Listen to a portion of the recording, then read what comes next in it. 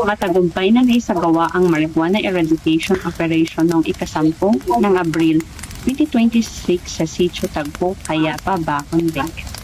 Pinangunahan ng Bacon MPS kasama ang iba pang operating units ang operasyon sa ilalim ng Oakland Ultimate Grass Cutter 2026 na nagresulta sa pagkakatuklas ng 2 plantation sites sa isang communal forest. Sa Site 1, natagpuan ang 7,200 peraso ng fully grown marijuana plants na may tinatayang halagan na 1.44 million pesos.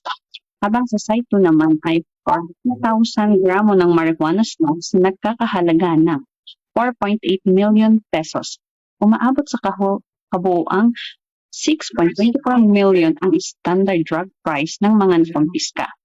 Matapos ang isinagawang stakeout, walang naarestong cultivator.